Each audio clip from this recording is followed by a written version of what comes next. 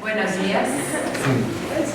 Les doy la más cordial bienvenida a la conferencia magistral Sufrimiento en el Trabajo, itinerario teórico en psicopatología del trabajo, que organizan el Instituto de Investigaciones Sociales de la UNAM, la UAM Iztapalapa y el Programa Universitario de Estudios de Género. En el presidium nos acompañan el doctor Manuel Perló, que es el director del Instituto de Investigaciones Sociales, el doctor Christophe Lechoux, que es quien nos va a dar la conferencia sobre sufrimiento en el trabajo, la doctora Ángela Giglia de la UAM Iztapalapa y nuestra querida doctora Marta Lamas. Para empezar, le voy a dar la palabra al doctor Manuel Perló para que nos dé también una bienvenida de parte del Instituto. Muy buenos días tengan todas y todos. Aquí hay que usar un lenguaje correcto porque estamos en el PUE, en un año muy especial, además, una campaña muy importante, entonces todas y todos. No, así siempre. Me han educado en algunos ámbitos de la universidad a reeducarme en el lenguaje, ¿verdad? Hay que hacer un trabajo ahí importante. Pero buenos días, bienvenidos a la Universidad Nacional Autónoma de México. Nos complace mucho tener el día de hoy a un académico extraordinario con una trayectoria muy brillante, muy conocido en todo el mundo, en América Latina, en Brasil, en México, el profesor Dujoux, que hoy nos va a ofrecer una conferencia magistral realmente muy atractiva. Y quiero, antes que nada, pues felicitar al Programa Universitario de Estudios de Género por esta iniciativa, felicitar muy especialmente a la doctora Marta Lamas, que fue la que concibió esta visita y que fue pues naturalmente muy bien recibida por la directora Ana Bouquet, que inmediatamente apoyó este evento, y nos pusimos en contacto varias instituciones para hacer posible esta presencia del doctor Dujoux. Es un esfuerzo interinstitucional, además no solamente de la UNAM, sino quiero señalar muy especialmente la labor de la Universidad Autónoma Metropolitana Iztapalapa a través de la doctora Ángela Giglia, muy amiga, conocida, y con quien pues hemos hecho ya un trabajo académico de muchos años atrás. Entonces se conjuntaron realmente pues varias voluntades y son las que hoy nos permiten pues tener aquí al profesor Dujoux, al que le damos la bienvenida en México. Esperamos que sea la première fois, pero de muchas ocasiones que nos venga a visitar. Y pues sin más, desearles mucho éxito, desearle al profesor Dujoux una estancia muy productiva aquí en nuestra ciudad, en la universidad. Mañana estará en otros espacios dando conferencias y participando en seminarios. Nos hará el honor de estar en el Instituto de Investigaciones Sociales, también va a hacer actividades para la Universidad Autónoma Metropolitana. Así que felicidades por este esfuerzo interinstitucional pues que logra traer aquí a los mejores académicos para ustedes, los estudiantes, los académicos, los interesados en el tema del mundo laboral y el sufrimiento y la visión psicopatológica del trabajo. Así que sin más, pues le devuelvo la palabra a la doctora Bouquet y que tengan realmente, que disfruten mucho esta conferencia.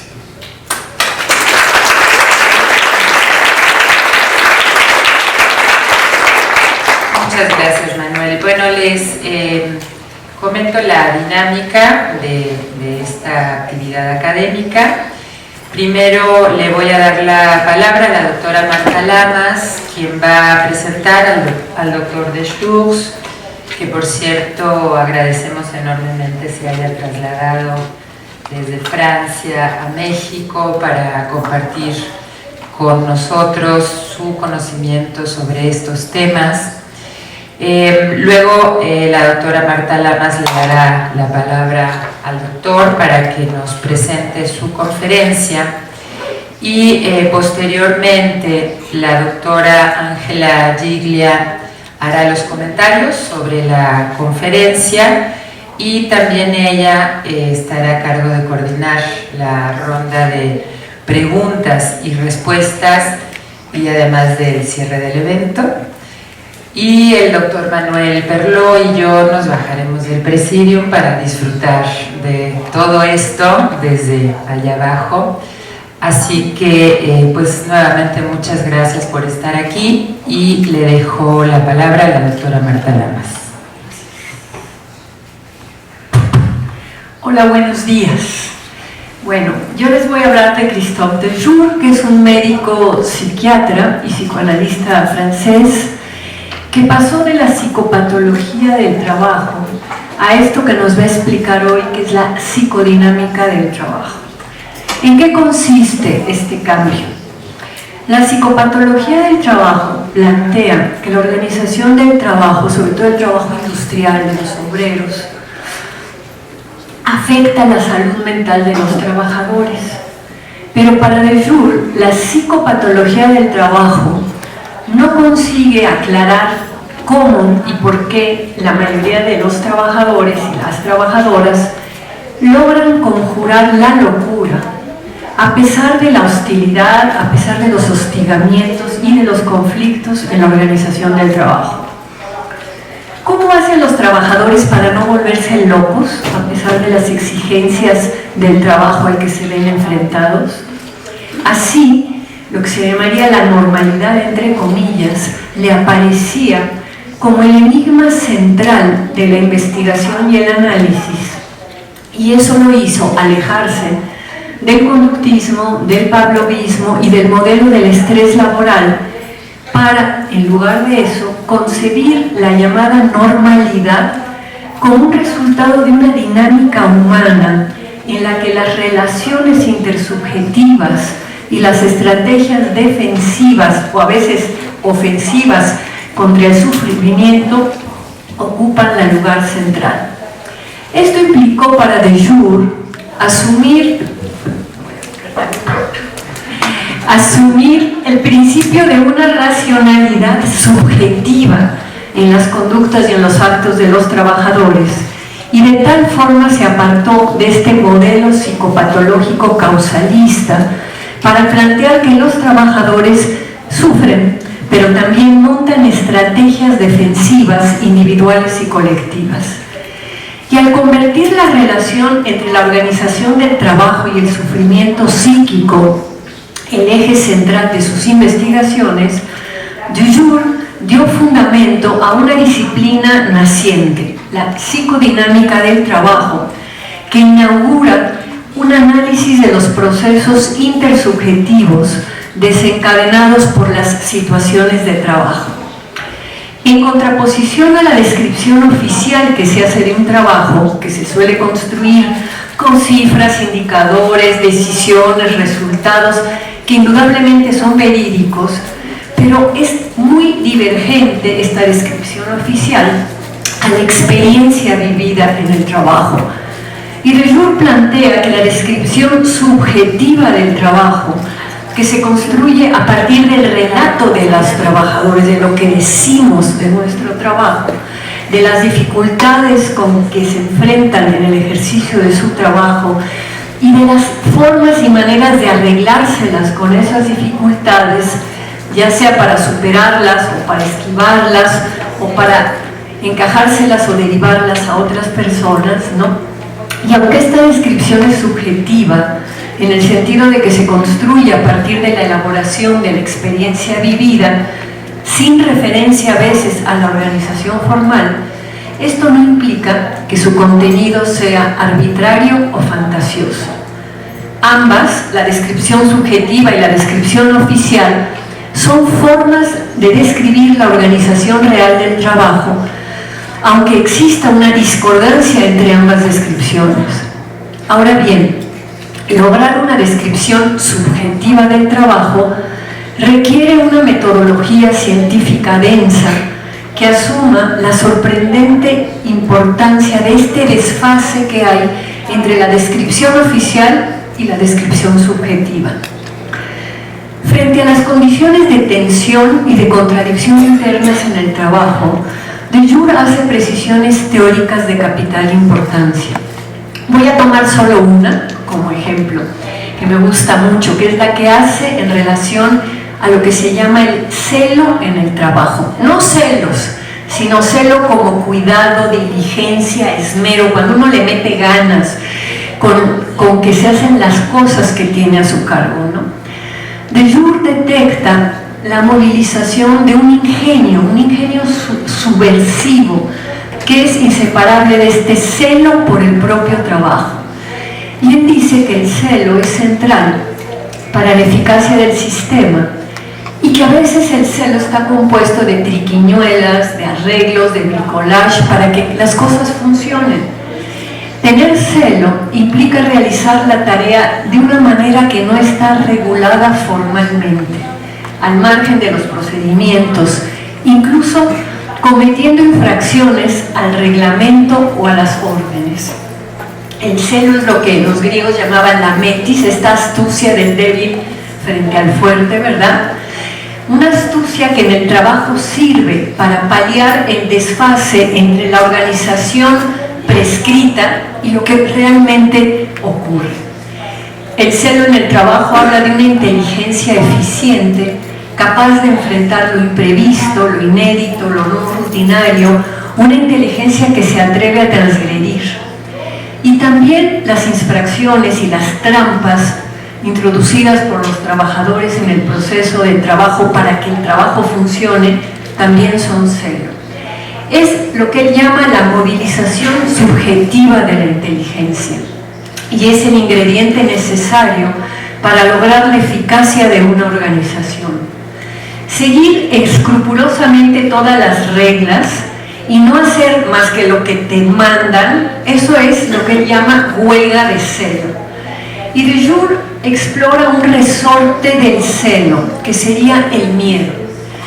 Poseídos por el miedo, por la amenaza de despido, por el tema de la competencia, la mayoría de los trabajadores demuestran su capacidad para desplegar una enorme inventiva y mejorar así su producción, tanto en calidad como en cantidad, y al mismo tiempo obstaculizando el desempeño de sus compañeros para poder mantener así una ventaja en este proceso de selección o frente a la amenaza de despido.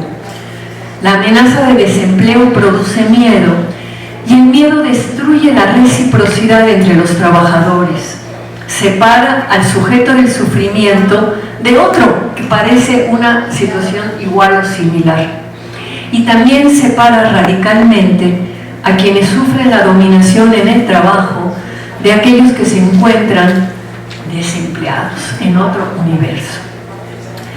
De Jure encuentra un mutismo, un silencio generalizado ante situaciones dramáticas y dificultades para enunciar el sufrimiento, para hablar de sufrimiento en el trabajo. Y esto implica una perspectiva cualitativa que pone atención no solo en las condiciones de trabajo, o sea, la duración, la paga, los riesgos en el trabajo, todo el tema de la subcontratación, el trabajo precario, el trabajo temporal, el no remunerado, el trabajo social de activismo, incluso el trabajo ilegal, por ejemplo, con la trata de personas, las pésimas condiciones de seguridad e higiene, incluso la intensificación del horario y la carga de trabajo. Él pone la atención en esas condiciones de trabajo, pero también en la degradación de las relaciones de trabajo, la arbitrariedad en las decisiones, la desconfianza, el individualismo, la competencia desleal entre las personas, el arribismo desenfrenado, ¿no? Y habla de las dificultades para expresar el sufrimiento que éstas producen y sobre todo, y esto él lo subraya mucho, las dificultades para reaccionar en forma colectiva. y al encontrar estrategias defensivas individuales, también encuentra lo que llama el estrechamiento de la conciencia subjetiva y, muy preocupante, encuentra que no hay reflexión colectiva ni deliberación colectiva sobre estos problemas. De Jure explora la ausencia de reacciones colectivas frente a la infelicidad social y psicológica y encuentra un rechazo deliberado de la movilización colectiva frente al sufrimiento ocasionado por las formas actuales de trabajo. Plantea las dificultades para reaccionar en forma colectiva ante la precarización y la amenaza de despido, y también habla de la neutralización de la movilización colectiva contra el sufrimiento, la dominación y la alienación. Y ante la preocupación para mantener a flote las estrategias defensivas son el silenciamiento, la ceguera, yo no veo lo que está pasando, la sordera, yo no escucho el sufrimiento de los demás. No hay nada que hacer frente a la infelicidad ajena. La negación del sufrimiento ajeno y el silenciamiento del propio es resultado del individualismo, donde cada uno está en lo suyo. Y de Jure dice que la miseria social, no une, sino que al contrario destruye la reciprocidad. Ahora bien, todo lo ligado a la subjetividad, al sufrimiento subjetivo, a la patología mental, a los tratamientos psicoterapéuticos, suscita mucha desconfianza entre los científicos sociales y en general en la política, y es negado entre quienes investigan estos temas. Cualquier aproximación a la subjetividad es rechazada, pues se cree que conduce a prácticas individualistas y que obstaculiza la acción colectiva. De Jure piensa lo contrario. Dice que la organización del trabajo y el sufrimiento en el trabajo son problemas enteramente políticos y que las defensas colectivas, construidas y sostenidas colectivamente por los trabajadores como estrategias de sobrevivencia, contribuyen a hacer aceptable lo que no debería serlo. Estas defensas juegan un papel capital y paradójico dentro de los resortes subjetivos de la dominación, porque según él funcionan como una trampa que desensibiliza ante aquello que produce sufrimiento. No es posible dar cuenta de todas las aportaciones del trabajo de De Jure. Voy a leer simplemente algunos de los títulos de sus publicaciones: La banalización de la injusticia social, Trabajo y desgaste mental, una contribución a la psicopatología del trabajo, El factor humano, la evaluación del trabajo ante el desafío de lo real, o sea, crítica de los fundamentos de la evaluación, y Trabajo y suicidio, entre otras. Quisiera concluir con un señalamiento que él hace y dice que la insensibilidad o inconsciencia frente al sufrimiento de los otros es tributaria de la relación que el propio sujeto tiene con su propio sufrimiento. Y ahora vamos a escuchar al doctor De Jure exponer su itinerario teórico en psicodinámica de trabajo. Muchas gracias.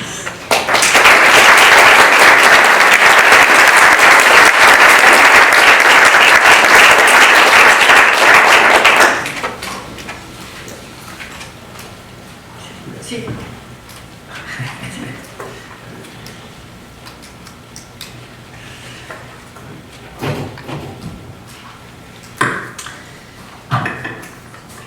Bueno, quisiera empezar expresando mi agradecimiento al doctor Manuel Perlot, el director del instituto, a la doctora Ana Buclet, que, como ustedes lo habrán entendido, dirige el PUEC.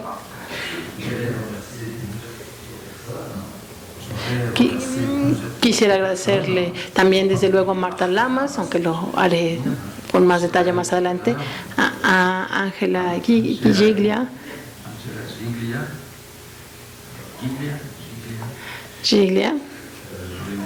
También quisiera agradecerle a Elena López, que participó activamente en la organización de esta reunión. También a Marta Ferreira.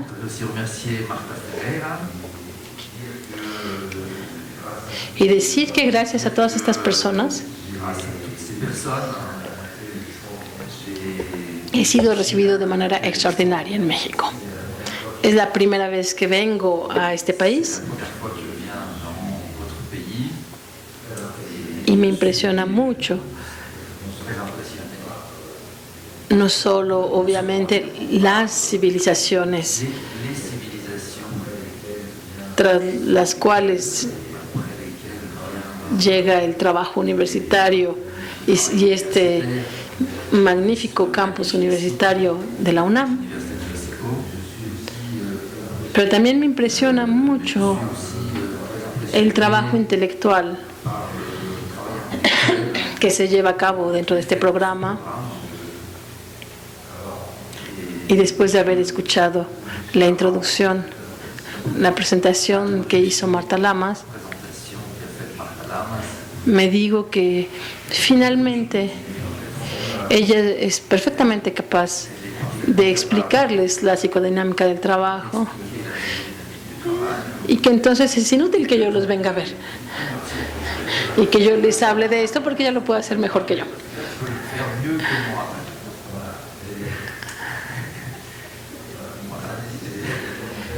Requeriría algunos comentarios, pero tal vez tengamos oportunidad de abordar estos puntos durante la reunión científica de mañana de manera más detallada, acerca de la manera en que aquí en México la investigación sobre la clínica y la psicodinámica del trabajo son recibidas esencialmente por antropólogos y no por los psicólogos, los psicoanalistas, los ergónomos. Hay diferentes disciplinas de medicina del trabajo también que están más directamente relacionados, tanto en Francia como en otros países, interesados por esta clínica. Es importante para mí que aquí en México esto se haga en el marco intelectual de la antropología, que se puedan plantear estas preguntas en ese marco. Tal vez podríamos discutir acerca de esto al final. Quisiera también agradecer a Aide Silva, porque es quien está haciendo la traducción. Y que también yo le voy a dar mucho trabajo hoy. Y por adelantado le pido que me disculpe por ello.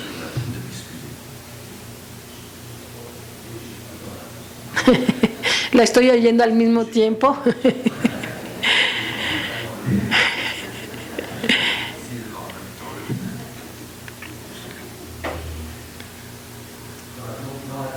Entonces, en el periodo contemporáneo, cuando se habla de trabajo, se habla esencialmente de las consecuencias nefastas, de las consecuencias deleterias del trabajo sobre la salud mental. Eso es cierto en Francia, pero también en otros países de Europa en los que he podido intervenir como ponente. Es cierto también en muchos países de América Latina, donde varios investigadores han explorado desde la clínica y la psicodinámica del trabajo el primer punto de preocupación, que es el de los efectos deleterios de la organización del trabajo sobre la salud mental. Y es cierto que desde un punto de vista histórico, lo esencial de la investigación durante los primeros 20 años, es decir, entre 1980 y los años 2000, se refería al sufrimiento en el trabajo, sobre las defensas, de las cuales ya habló Marta Lamas, las estrategias de defensa que constituyen un campo clínico absolutamente extraordinario. No podría hablar mucho de eso hoy, pero que es un verdadero descubrimiento de la clínica, es la inteligencia de los trabajadores para inventar maneras de protegerse de los efectos deleterios de la organización del trabajo sobre su salud mental.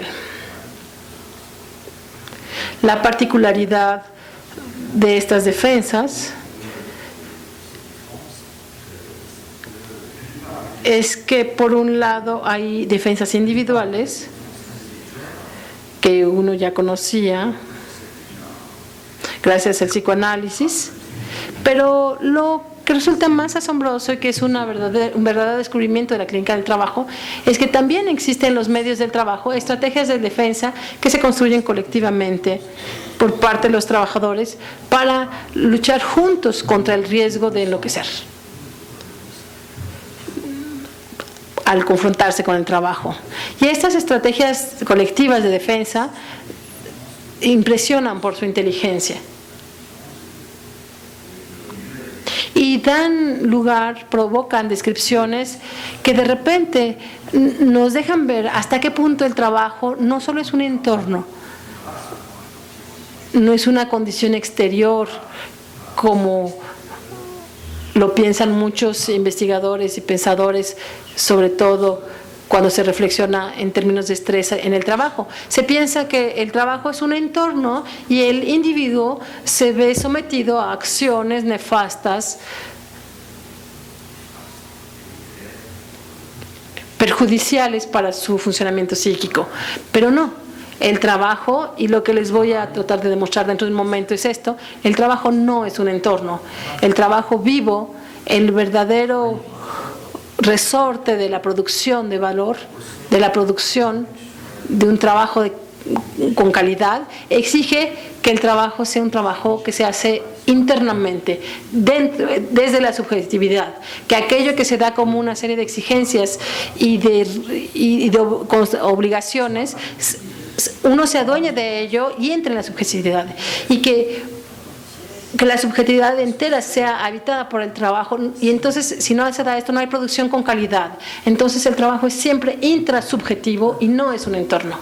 Y es a partir de eso que nacen también las obligaciones, las cosas que nos impone el trabajo a los trabajadores por esta apropiación subjetivo, que también puede ser entendida a veces como una forma de invasión de la personalidad por parte de las preocupaciones del trabajo. Es a partir de allí que nacen también los inventos defensivos que son característicos de cada uno de los oficios. Y entonces hay estrategias colectivas de trabajo específicas de las personas que trabajan en zonas de obras y de construcción, que no corresponden a las de la gente que trabaja en el sector nuclear, que no corresponden a las de la gente que está trabajando en el sector petroquímico, en el sector de los hospitales. Hay estrategias colectivas de defensa en los hospitales y podríamos seguir haciendo una lista de los diferentes sectores, pero la descripción de estas estrategias de defensa conduce a una descripción del trabajo que es totalmente diferente de la que actualmente domina en el mundo económico y laboral, que es una descripción que al menos hasta finales del siglo XX fue una descripción que hacían los ingenieros. Los ingenieros describían el trabajo y solo conocíamos al trabajo desde la descripción de los ingenieros. Under description. Es un concepto filosófico bajo la descripción. Nunca conocemos el mundo directamente, solo lo conocemos desde cierta descripción, y el conocimiento que tenemos del trabajo, las ciencias del trabajo, siempre estuvieron dominadas por los ingenieros hasta finales del siglo XX. Hoy en día las cosas han cambiado, hay un reequilibrio distinto, podríamos discutirlo. Los ingenieros ya perdieron el poder. Los ingenieros son Taylor, seguramente han escuchado hablar de Taylor y el Taylorismo. El trabajo repetitivo, con un límite de tiempo, Charlie Chaplin, los tiempos modernos, Ford, y la cadena, el trabajo en cadena, el toyotismo, el modelo japonés. Siempre han sido los ingénieurs qui ont pensé le travail, et c'est les ingénieurs qui ont imposé leur description du travail. Depuis la fin du XXe siècle, s'est produit un bouleversement important les ingénieurs ont perdu le pouvoir, et à la place des ingénieurs, ce sont les gestionnaires qui ont maintenant le pouvoir sur le monde du travail. Et ça change tout. Bon, voilà. Donc aujourd'hui, nous sommes sous la domination d'une description gestionnaire du travail, mais elle ne correspond évidemment pas du tout à la description qu'on a lorsque l'on part du vécu subjectif des travailleurs eux-mêmes. Et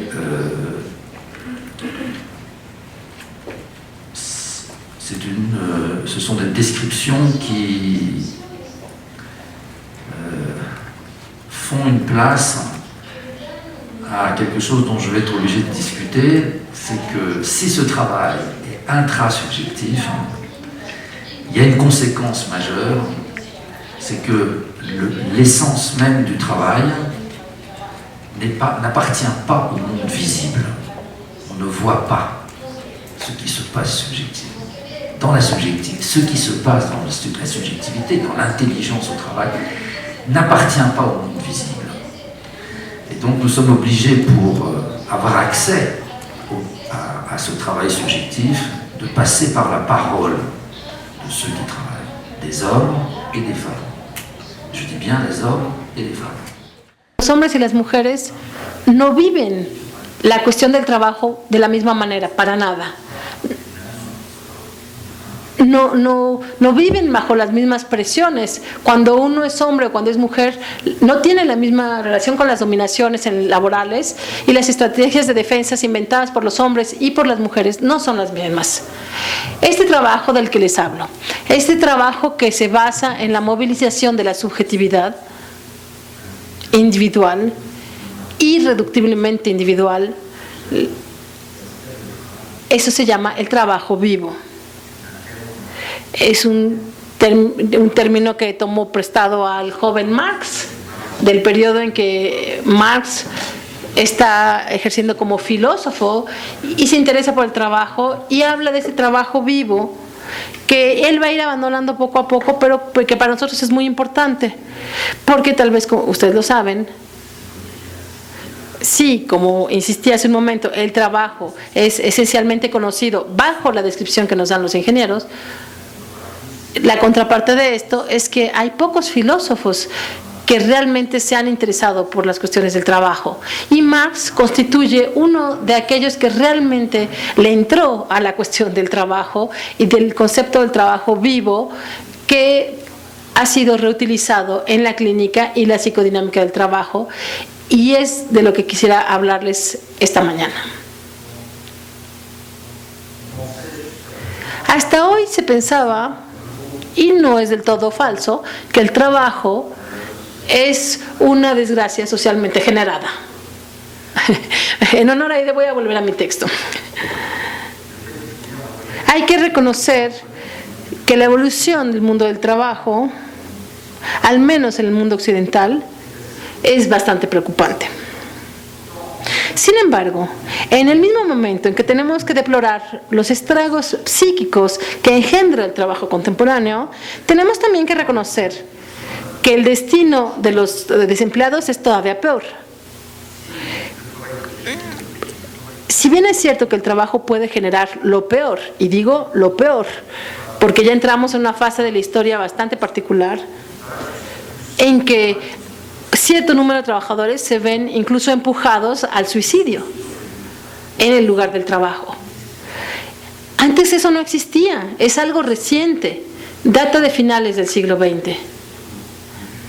Se da sobre todo a principios del siglo XXI. A partir de los años 2000 se empezaron a reconocer estos suicidios en los lugares del trabajo, y esto marca una etapa histórica muy grave en la deterioración de las relaciones entre el ser humano y su trabajo. Es una verdadera preocupación. Hay una explosión de las patologías mentales en el trabajo. En Francia se está hablando mucho de esto, mucho más que en otros países del mundo. Pero la única diferencia es que en Francia hablamos mucho de eso, pero en los otros países también existe. La gente que se suicida en el trabajo también existe en los otros países. Hace poco estuve en Chile y tuvimos reuniones dedicadas a la cuestión de suicidios en el contexto laboral y es realmente impresionante el número de suicidios, sobre todo con los sindicatos con los que trabajamos, fueron sindicatos de choferes de autobús, de la red de transportes de la ciudad de Santiago. ¿Cómo es posible que tantos choferes de autobús se suiciden?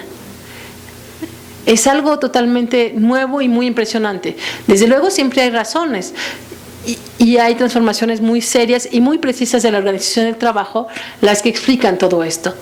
Entonces, si el trabajo puede generar lo peor, pero también hay que considerar que el trabajo puede llevar a lo mejor. Y para algunos de nosotros, el trabajo es un medio muy poderoso para la construcción de la salud. El problema entonces se desplaza, porque la situación se acaba felizmente o se acaba desdichadamente. Si podemos responder a esta pregunta de por qué las cosas se resuelven bien o mal, podemos llegar a una nueva interrogante. ¿Qué podemos hacer con el conocimiento así obtenido para favorecer la salud en el trabajo en el mundo en general? Entonces voy a intentar responder a estas dos preguntas y como punto de partida del análisis tengo que insistir sobre un elemento que me parece importante clarificar. La salud del cuerpo está esencialmente ligada a las condiciones de trabajo. Las condiciones de trabajo son las condiciones físicas, las condiciones químicas, las condiciones biológicas del trabajo. No voy a entrar en detalles, creo que saben de qué estoy hablando. Ese es el campo clásico de la acción de la medicina del trabajo. Y también de otra disciplina que tal vez conocen menos, pero que también es muy importante, que es la ergonomía. Entonces, la salud del cuerpo está esencialmente ligada a las condiciones de trabajo, pero la salud mental, por su parte, depende de la organización del trabajo. Entonces, si queremos actuar en favor de la salud mental, tenemos que analizar la organización del trabajo de manera más profunda para transformar esa organización.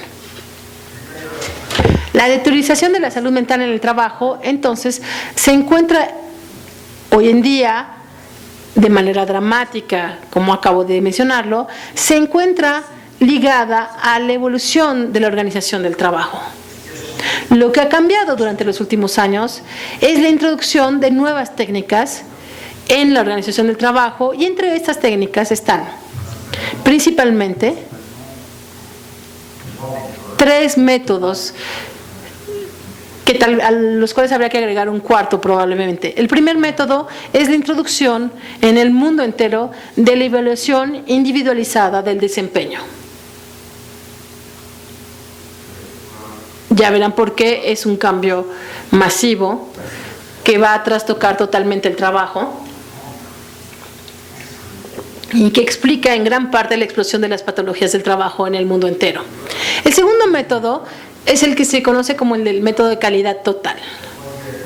El tercero es el recurso cada vez más banalizado, podríamos decir, o generalizado a la subcontratación y sobre todo a la subcontratación en cascada.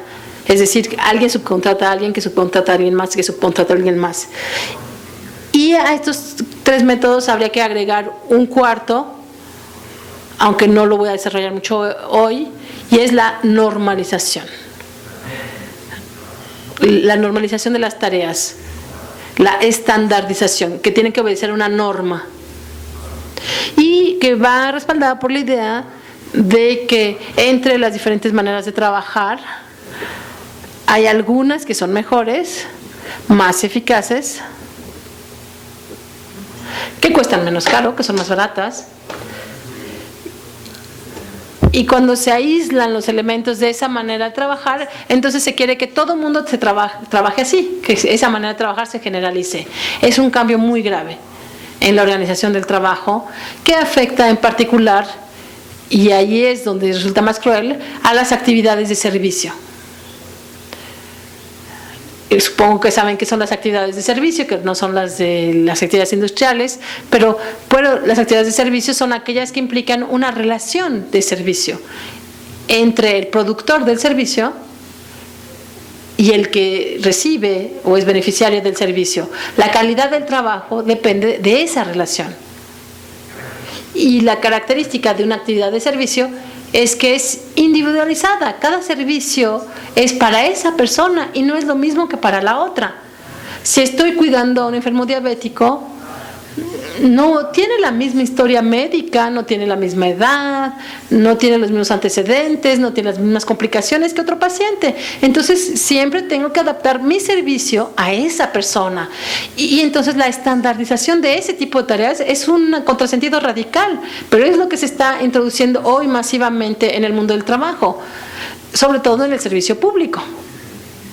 Y entonces todas las actividades de servicio público están limitadas por esta exigencia de estandarización que hoy se conoce como una campaña del New Public Management. No voy a desarrollarlo más porque no tenemos tiempo hoy, pero es algo muy grave, porque tiene consecuencias psíquicas terribles para quienes están en esa relación de servicio. Es algo terrible, muy grave.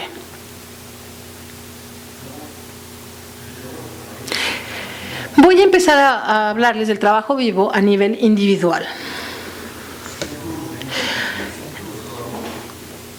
Si es posible hoy estudiar los resortes hoy de la patología mental de trabajo, ¿cómo podríamos caracterizar, por el contrario, las condiciones que podrían ser favorables para la salud mental? Para responder a esta pregunta tenemos que entrar en la materialidad misma del trabajo, es decir, interesarnos incluso por los gestos, las ideas, los afectos que están en el meollo de lo que podríamos llamar el trabajar. Como quien dice el dormir, el comer, son verbos que sustantivamos. El trabajar. El trabajar, o lo que vamos a denominar con la expresión de Marx que ya mencioné, el trabajo vivo. Desde que los ergónomos procedieron a lo que se llama el análisis ergonómico del trabajo o análisis ergonómico de la actividad, la tarea en brasileño se dice tarefa. La tarea define el objetivo por alcanzar, así como el camino que hay que recorrer para alcanzar ese objetivo. Es decir, el modo operacional, el modo de operar. La tarea es lo que nos prescribe la organización del trabajo. Y Marta Lamas ya se los mencionó un poco. Ahora bien, los ergonómos nos han mostrado que los trabajadores nunca respetan las prescripciones íntegramente. Nunca. En toda circunstancia, incluso en tareas que duran menos de un minuto, los operadores hacen trampa, entre comillas. No por ganas de transgredir, no porque les guste desobedecer, sino porque necesitan enfrentar anomalías, incidentes, descomposturas, disfuncionamientos, cosas imprevistas que inevitablemente vienen a perturbar esta hermosa programación de la producción. El operador hace trampa, pero hace trampa para hacer las cosas lo mejor posible en el tiempo más corto posible. Y si tuviéramos tiempo, yo les mostraría que intenta ahorrar tiempo para adelantársele, anticipar el incidente. Y hace trampa para ganar tiempo, pero hace trampa para prevenir los incidentes, para que no sucedan incidentes. Es una inteligencia orientada hacia la anticipación, porque todo incidente que ocurre genera sufrimiento. Es algo largo de explicar, pero es algo de lo que no tengo duda. Si usted tiene a su cargo una central nuclear y se produce un incidente, hay algo muy angustiante en este asunto. Si están en una cadena de montaje automovilístico y que toman una tuerca y que la tratan de meter con su tornillo y que no entra, está perdiendo tiempo. Y entonces uno se ahoga. Es algo terrible, porque los otros le van a empezar a gritar. ¿Qué pasa? Uno se está lastimando, se lastiman los dedos. Cualquier pequeño incidente tiene una gran gravedad. Siempre genera sufrimiento. Entonces la inteligencia intenta anticipar todo eso para sufrir menos. Ahí ven ustedes cómo se perfila la relación entre sufrimiento e inteligencia. El sufrimiento no es solamente el término desdichado de la organización del trabajo, también es el punto de partida de una inteligencia que va a intentar resolver el problema, porque resolver el problema es anticiparse al sufrimiento. Entonces, todos los accidentes que vienen a perturbar las predicciones y las predicciones, en la teoría, es lo que en teoría se llama lo real en el trabajo. Lo real es un término un poco paradójico, es lo que se da a conocer a quien trabaja mediante la resistencia de la materia. La materia se nos resiste, las herramientas, las máquinas, los objetos técnicos o incluso en una relación de servicio, la resistencia por parte de los clientes o de los usuarios. Y ellos se resisten al dominio técnico, generan resistencia. Y entonces hay una paradoja en lo real. Cuando yo utilizo una técnica que conozco bien, de repente no funciona. Llega un bug en computadora, una pieza que se rompe en la prensa, la máquina herramienta que se calienta, el cuerpo del enfermo que tiene un accidente alérgico cuando le pongo una medicina. Todo el trabajo se ve lastrado por las irrupciones de la resistencia de lo real. Lo real, entonces, se nos da a conocer primero como un fracaso.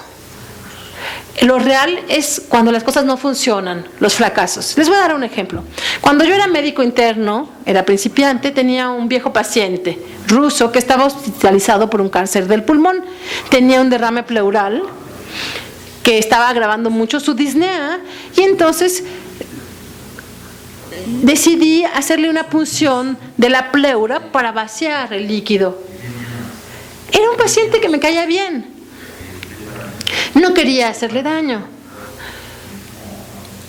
Y entonces, como hay que poner una jeringa muy grande y duele, primero le inyecté 1 mililitro de gilocaína, que es un anestesiante, para anestesiar esa zona de punción.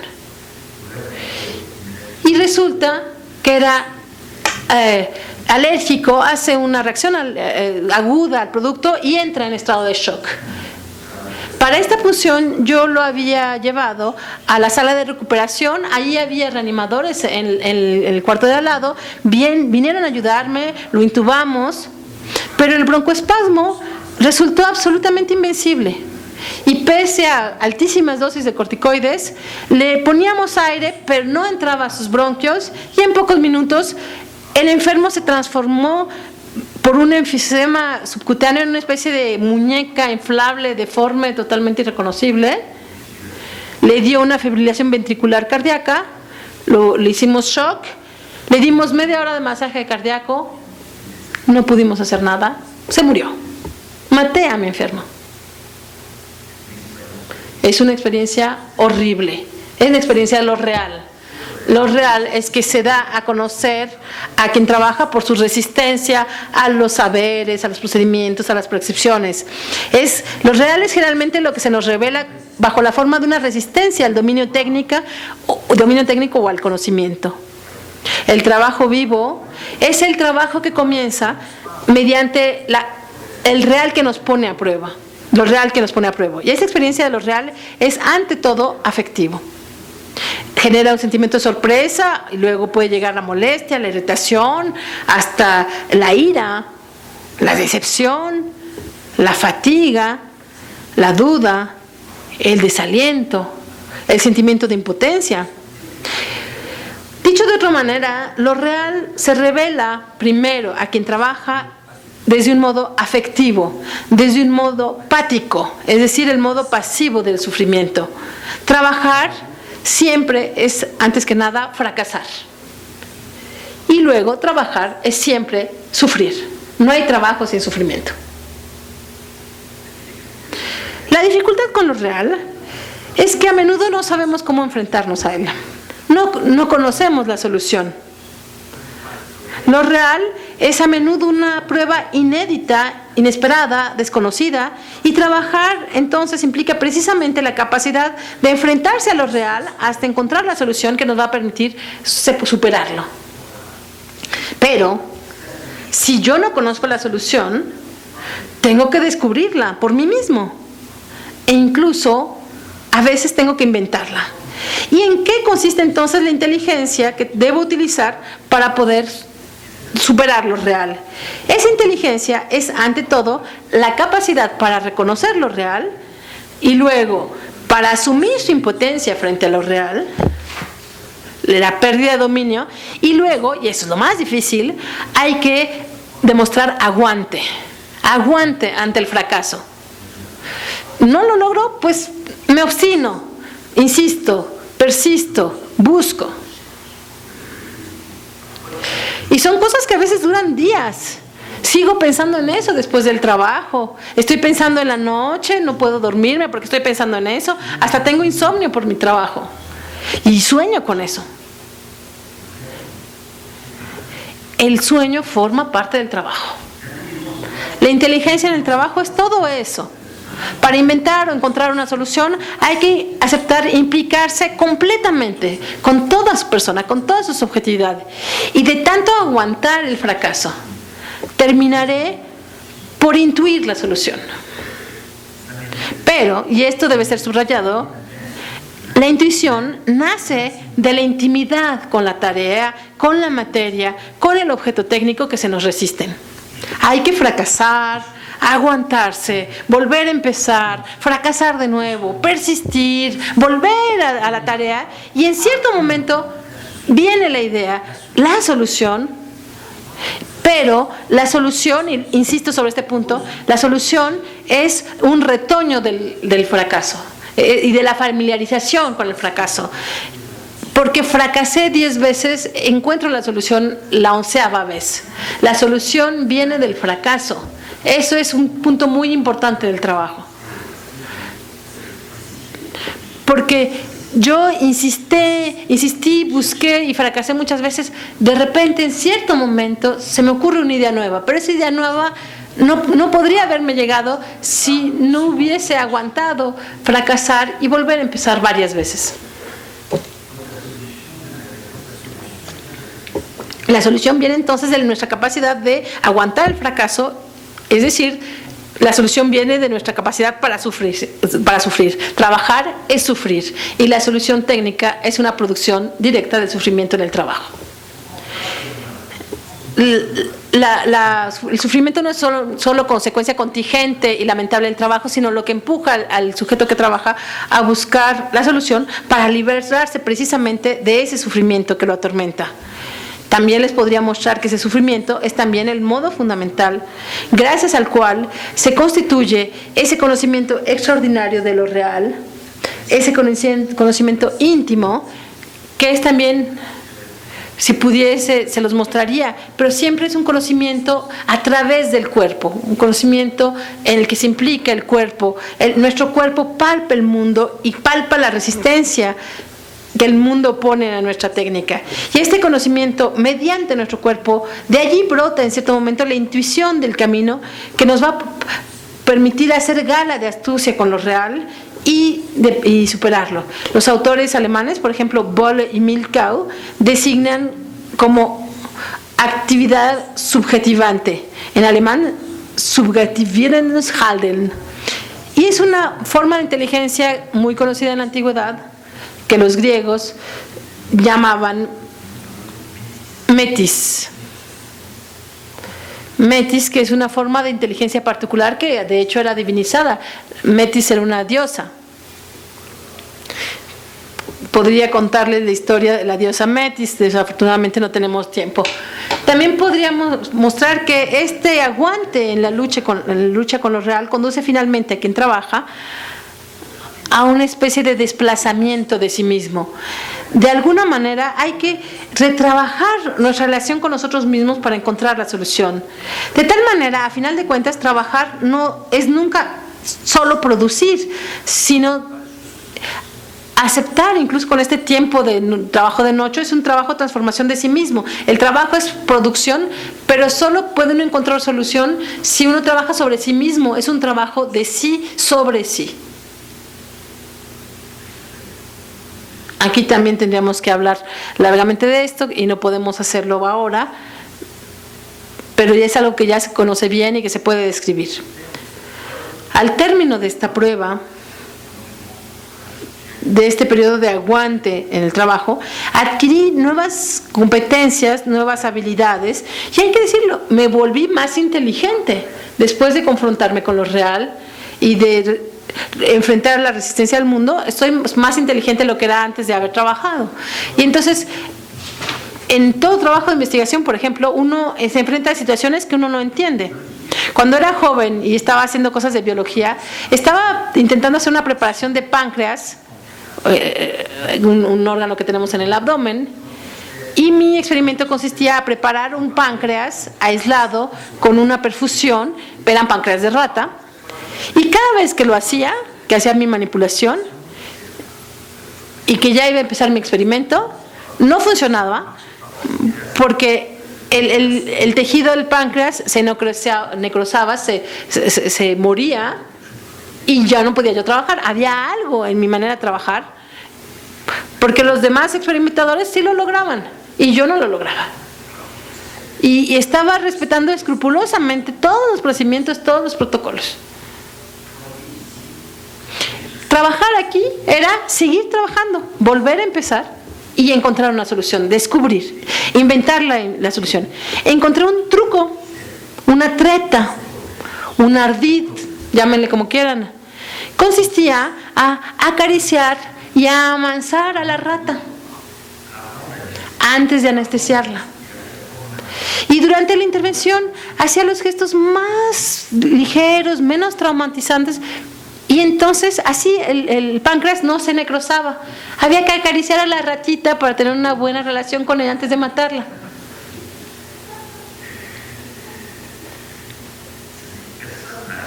Nadie me dijo que tenía que hacer eso. A mí se me ocurrió. Y de este análisis del desfase entre la tarea, lo que hay que hacer, y la actividad. La tarea es lo que hay que hacer, y lo que la gente hace de veras es la actividad. Entonces, el desfase entre la tarea y la actividad, entre lo que nos prescriben y lo efectivo, entre esos dos y lo real, hay dos lecciones que nos dan. La primera es que trabajar es efectivamente colmar la discordancia entre lo prescrito y lo efectivo. Entonces es lo que hay que agregarle a las prescripciones para lograr acabar con la tarea y enfrentarse a la real. Y la segunda lección es que el trabajo obliga a quien trabaja a transformarse a sí mismo, y en el mejor de los casos le permite a este progresar, e incluso por etapas de realizarse en lo personal. Es un primer acercamiento del placer en el trabajo que desde el punto de vista teórico tiene relaciones estrechas con las teorías de la sublimación. Pero hay una especie de maldición sobre lo que está en el meollo del trabajo, porque todo lo que les acabo de decirles no se ve y no se puede ver. Las reacciones afectivas a la resistencia de lo real y al fracaso no se ven. La irritación, el desaliento, las dudas sobre nuestra propia competencia no se ven. Mis insomnios no se ven. Los efectos de mi mal humor sobre mi esposa y mis hijos tampoco se ven en el lugar del trabajo. Y cuando estoy soñando de mi trabajo, es un tiempo esencial para esta transformación de sí para sí. Cuando estoy soñando, imaginándome una solución, ni mi imaginación ni mis sueños se ven. Nunca van a ver mis sueños. Eso no forma parte del mundo visible. El sufrimiento, de manera general, no pertenece a lo visible. Y para llegar a este resultado, además, tuve que ser astuto, hacer trampa, infringir reglamentos. Ni siquiera les puedo mostrar a los demás cómo logré resolver el problema y superar lo real. Ahora les voy a dar otro ejemplo que fue estudiado por uno de mis alumnos. Se trata de las ayudantes de puericultura que están en las guarderías y que trabajan con niños muy chiquitos que todavía siguen siendo lactantes en muchos casos. Después de la comida de mediodía, los bebés duermen siesta. La asistente tiene que supervisarlos durante su sueño para evitar incidentes. Un niño que trae catarro y que podría toser y ahogarse, otro que podría tener una pausa respiratoria demasiado prolongada, otro que podría tener reflujo y asfixiarse. Es una responsabilidad enorme. Pero ellas tienen que vigilar a veces hasta 20 niños juntos. Y es algo difícil. Las asistentes de puericultura siempre tienen miedo de no darse cuenta a tiempo de que hay un problema.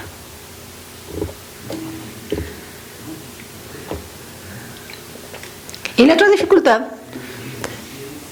es que en ese contexto hay que resistirse a las ganas de dormirse uno mismo, porque esas mujeres están cansadas.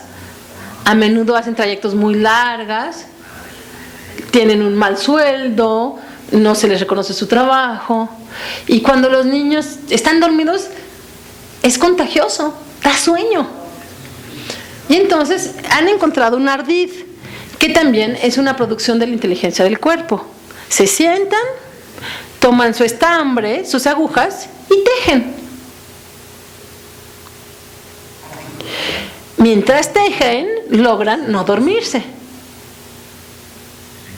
Es una actividad silenciosa, que además también tiene la ventaja que las distrae de una escucha demasiado atenta de los niños, porque si uno está demasiado atento, todas las respiraciones se vuelven sospechosas.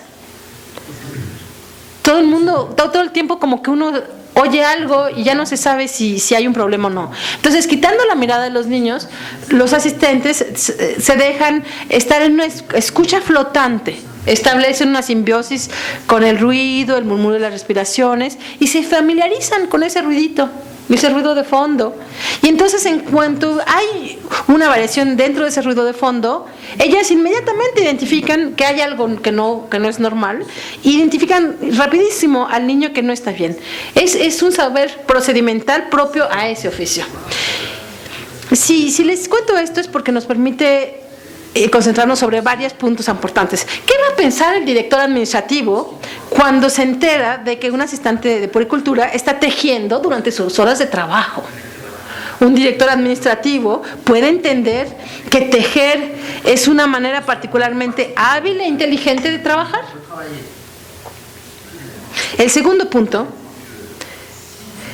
es que si se le pregunta a esta asistente de puericultura sobre por qué ella teje durante su trabajo, cada vez fueron incapaces de explicar qué estaban haciendo. Porque ese ardid de oficio se inventó a partir del cuerpo, se practica con el cuerpo. Y no es fácil dar cuenta de esos saberes procedimentales incorporados que parten del cuerpo. Y es que precisamente la inteligencia del trabajo se adelanta a nuestra capacidad para simbolizarla, para formalizarla, para justificarla, explicitarla y transmitirla. Existe antes de que podamos hablar de ella. Y a todos ustedes les ocurre lo mismo. Aplican formas de inteligencia que no serían capaces de explicar, que están allí, son cosas que ni siquiera se dan cuenta. Existen incluso antes de que tengamos conciencia de ellas. Y tercer punto, este tipo de saberes procedimentales permanece en la sombra, en la discreción, en la clandestinidad, porque como no se pueden justificar, los operadores prefieren esconderlas. Cuando ellas oyen que ya viene el director, pues mejor esconden su tejido debajo de la mesa. Prefieren esconder esos saberes procedimentales porque están fuera de la norma, fuera del procedimiento, y a menudo son tomadas como transgresiones que podrían merecer sanción. Lo esencial del trabajo es pues fundamentalmente invisible, como lo subrayó un filósofo francés que se llama Henri con Y, H-E-N-R-I, Michel Henry, en la fenomenología material, la fenomenología de la vida. Y eso constituye la maldición. Casi siempre se subestima todo lo que la producción le debe a la subjetividad y al sufrimiento, porque la subjetividad y el sufrimiento son invisibles y no se miden. No se miden. Es inconmensurable. Esa es una primera visión de lo que es el trabajo vivo y el trabajo individual. Ahora les voy a hablar del trabajo colectivo, si ustedes tienen la paciencia de escucharme, porque es algo largo. ¿Sí puedo seguir? ¿Sí aguantan? Bien.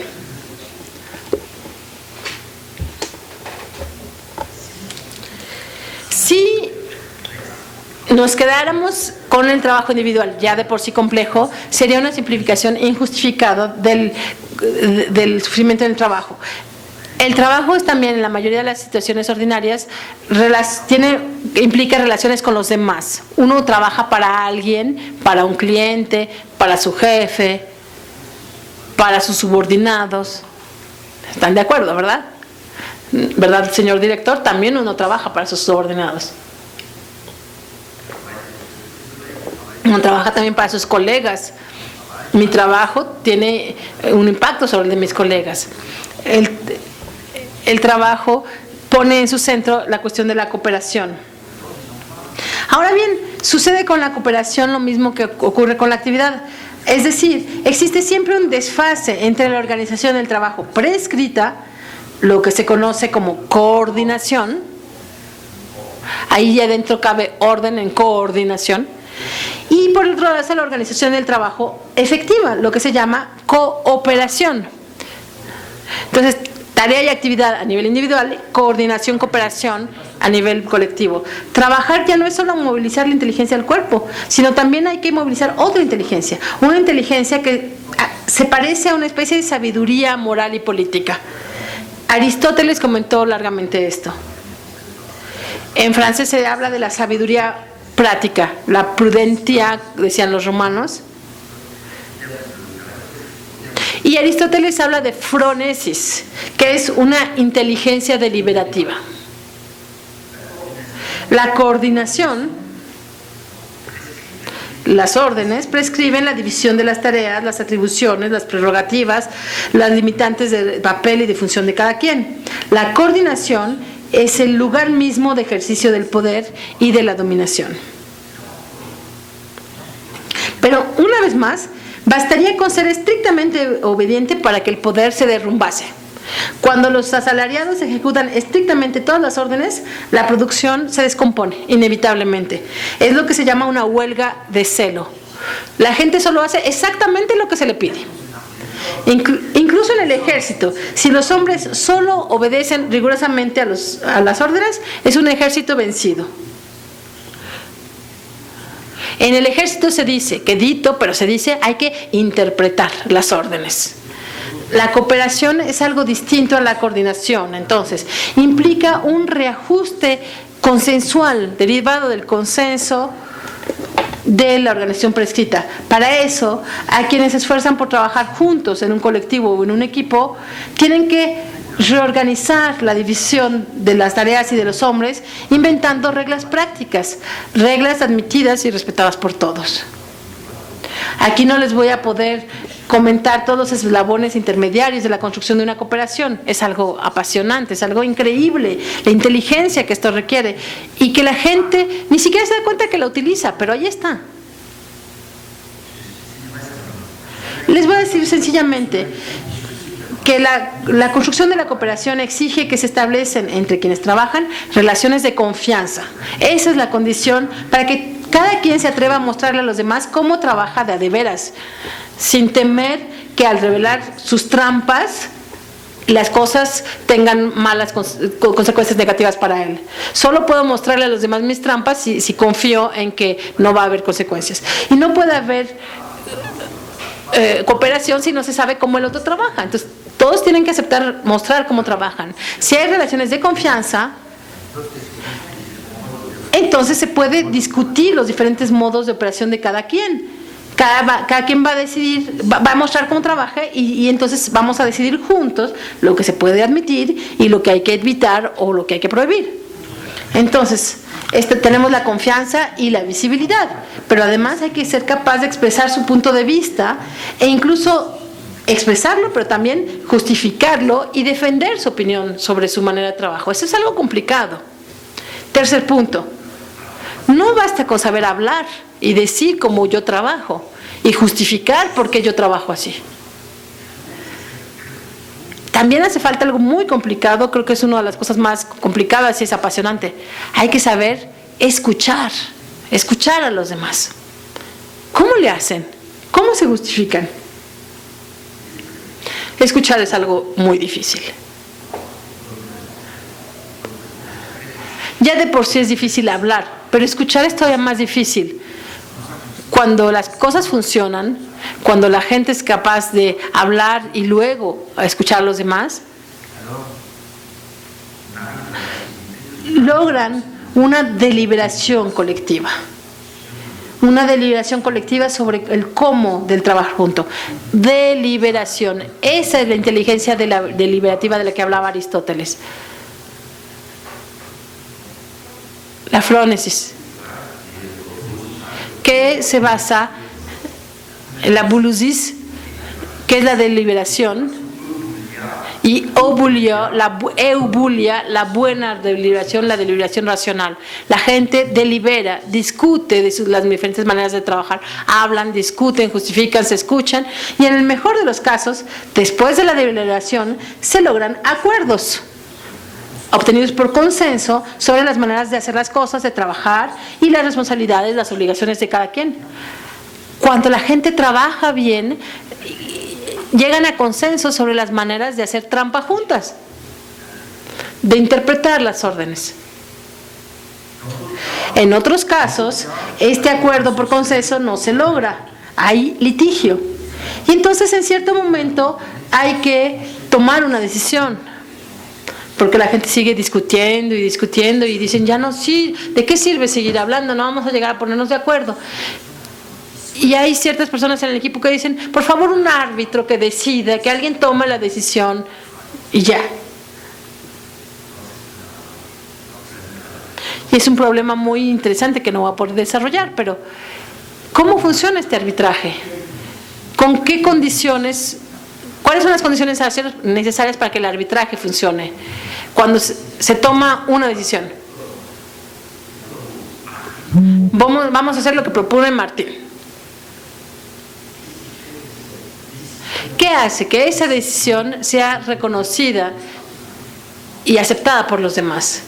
Entramos a otra dimensión del trabajo y de la deliberación, que es la cuestión de la autoridad. La autoridad del árbitro. Y tampoco podré desarrollar ese tema de la cooperación vertical, que es también apasionante, pero bueno, tampoco tenemos tiempo.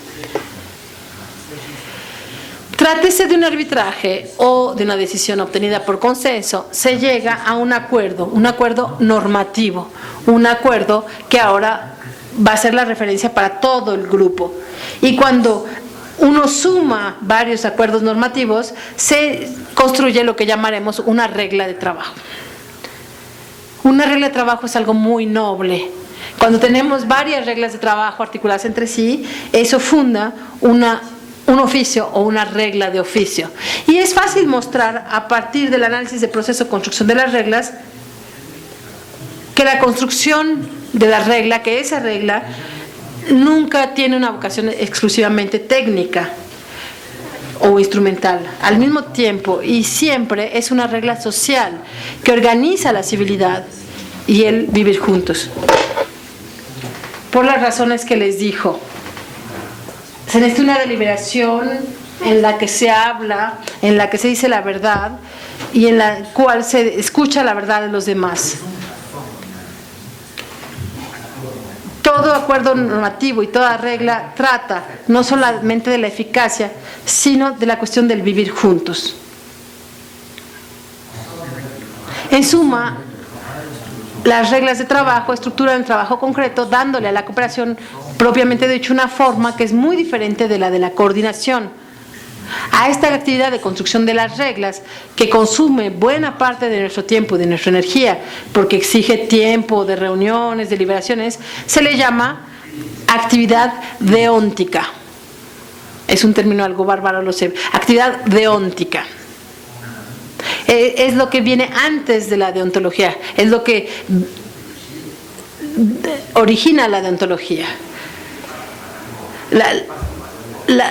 Cuando eso se transforma en ley, se transforma en deontología. La deontología de los médicos, de los notarios, de los arquitectos. Hay saberes de oficio que se vuelven deontología, pero siempre hay una actividad deóntica de producción de reglas que no llega hasta la deontología, pero esta actividad deóntica es muy importante.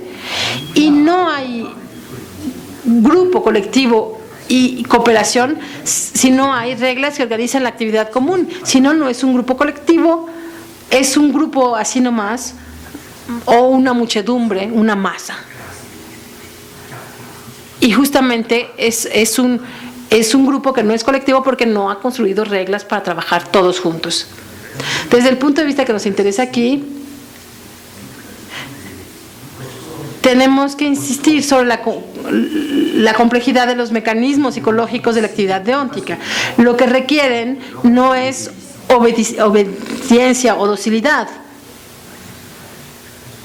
porque la construcción de la cooperación va contra la coordinación. Siempre hay una relación de poner en duda. La coordinación no es inútil, pero criticar no destruye, sino transforma, adopta, ajusta, pero pone en tela de juicio. Y el espacio de deliberación es un espacio de poner en tela de juicio dentro del trabajo. Y eso es lo que soportan muy mal antes los ingenieros, pero ahora los administradores en los sistemas liberales actuales.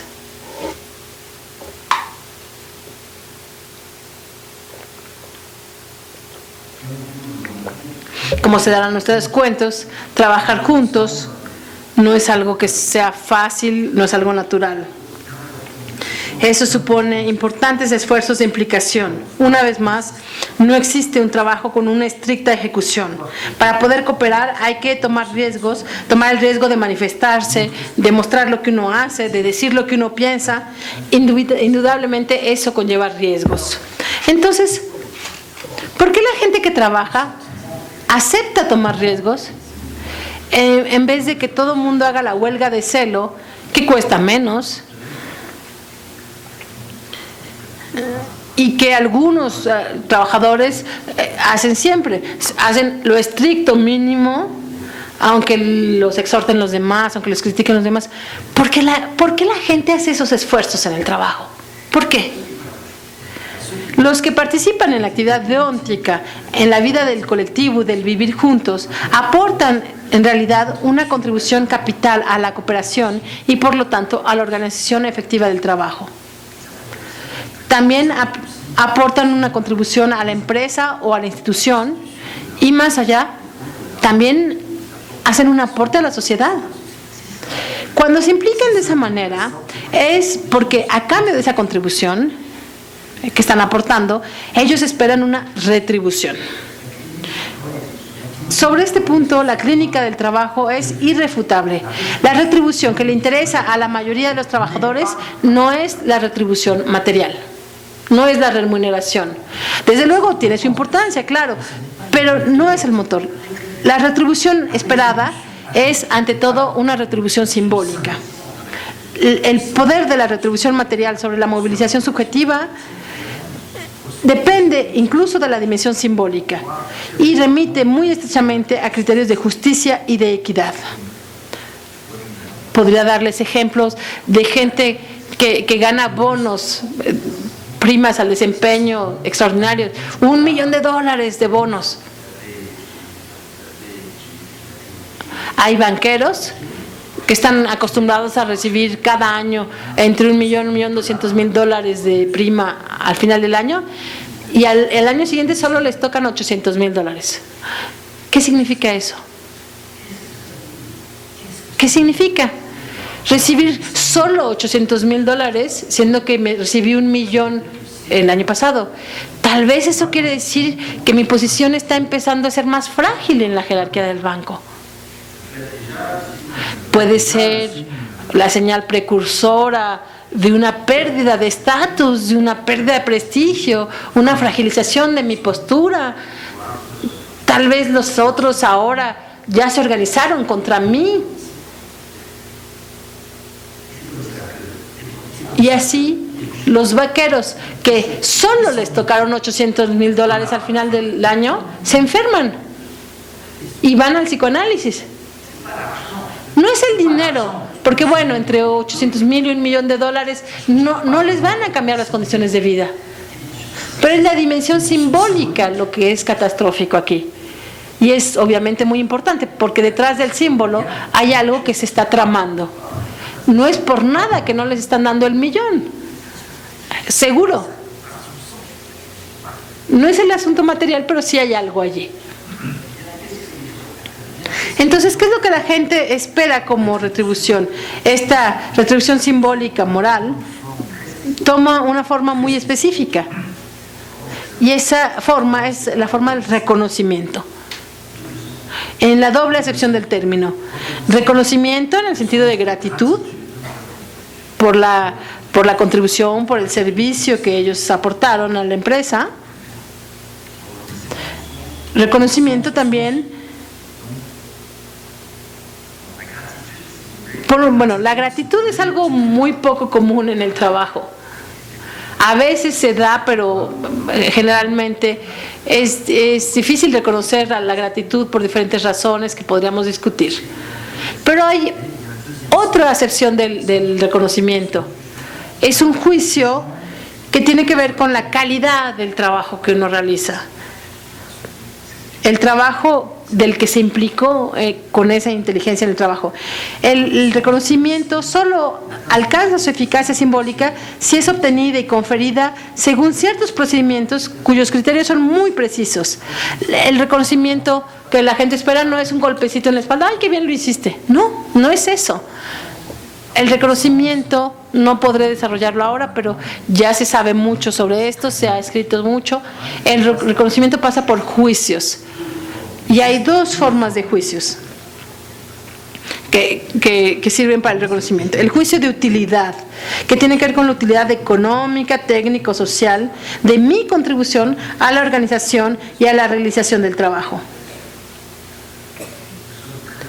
No, en general, tenemos mucho apego a ese juicio, gracias al cual mi actividad se reconoce como un trabajo y no como un pasatiempo, una actividad de esparcimiento.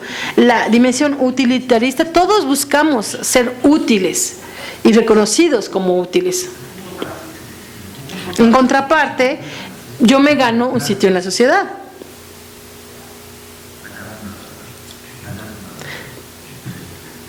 Señorita fulanita, se ha convertido usted en un inútil. Eso es lo que se le dice hoy. Es usted un inútil. Los caldereros en las centrales nucleares en las que trabajé, se les dijo a los que se ocupaban de las calderas: son ustedes inútiles, se les puede sustituir por ingenieros de sistemas. Es particularmente doloroso y nocivo la marginación. Había gente que trabajaba, pero ya no quieren que estén allí presentes. Sobre todo desde que se dio este hito administrativo de los ingenieros a los administradores no les gusta la gente de oficio, porque la gente de oficio discute sus decisiones administrativas a partir de la organización del trabajo. Entonces se deshacen de ellos marginándolos, dándoles tareas menores. Ahora los despiden, pero durante mucho tiempo había leyes, había una ley del trabajo que todavía funcionaba hasta finales del siglo XX, y entonces no podían despedirlos, y entonces los marginaban, les daban tareas menores, estaban allí, cobraban, pero no tenían derecho a trabajar, y esa gente se enfermaba. Porque el hecho de ser un inútil es algo muy penoso y tiene un impacto sobre nuestra salud. El juicio de utilidad, les dije que era el primero. Hay otro juicio, el juicio de belleza.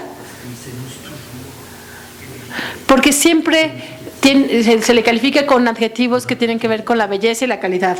La calidad, la belleza, la labor bien hecha, que en francés se llama la belle ouvrage. Lo hiciste bien, trabajaste bonito. La conformidad con las reglas del arte. Ese juicio es todavía más importante respecto a la salud mental, porque a cambio de este reconocimiento obtengo la pertenencia. Cuando reconoce la calidad de mi trabajo, mi equipo me está dando de facto la pertenencia al equipo. Y al pertenecer a un equipo, pertenezco al oficio. Cuando yo muestro la calidad de mi trabajo y que es reconocida por los demás, así es como un psicoanalista es reconocido como psicoanalista. Es algo difícil. Cuando por fin un comité de lectura le acepta un artículo a un autor, el doctorante se vuelve investigador reconocido.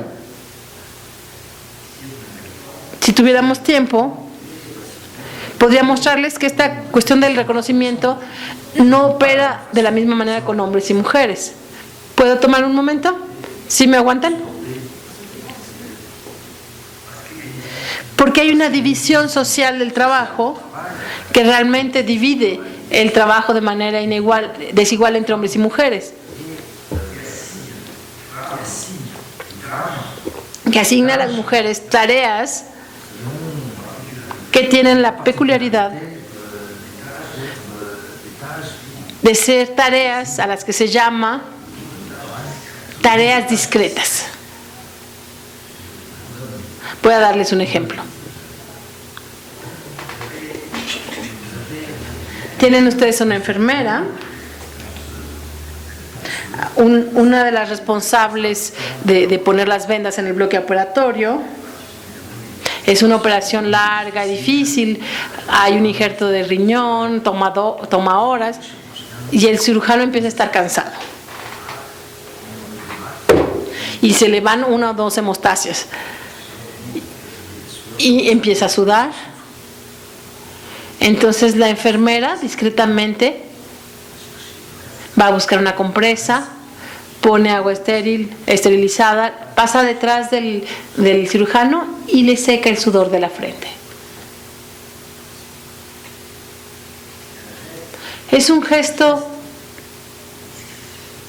de discreción, si ustedes quieren llamarlo así. Ella lo hace para que no caiga el sudor en la herida, etcétera, ¿no? Pero ese no es el problema. Ella hace ese gesto como para decirle al cirujano: veo que está usted cansado. Es un gesto de aliento.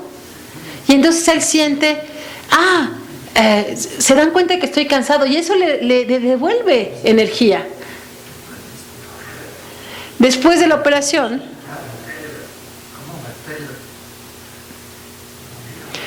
¿cómo va a hacer ella para pedir reconocimiento de su gesto? Un gesto de trabajo. Ay, ¿qué tal? Tuve mucho tacto, ¿verdad? La contradicción es que ese gesto solo funciona si no se habla de él. Entonces la cuestión del reconocimiento es algo complicado. Y las mujeres siempre están en ese tipo de tareas. Las secretarias hacen un montón de cosas de ese tipo. Sienten que el jefe está cansado, le llevan su cafecito. Nadie le dijo: tienes que llevar un café. Y ellas no pueden exigir un reconocimiento por esa taza de café que eligieron llevar en un buen momento.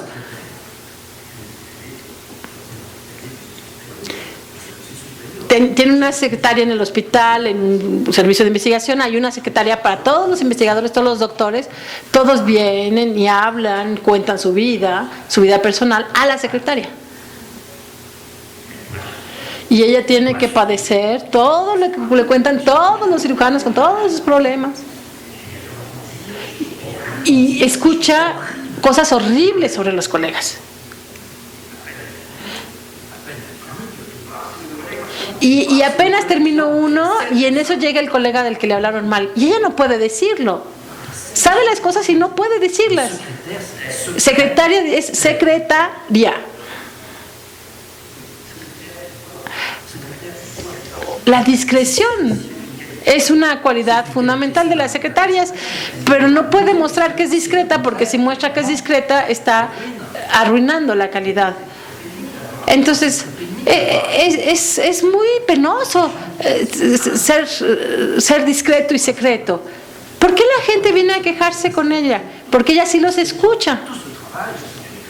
Porque esa forma parte de su trabajo de secretaria. Y podría contarles miles de cosas.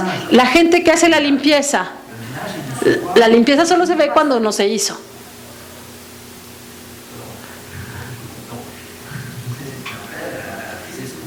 Lo que se llaman las hadas del hogar, ¿no?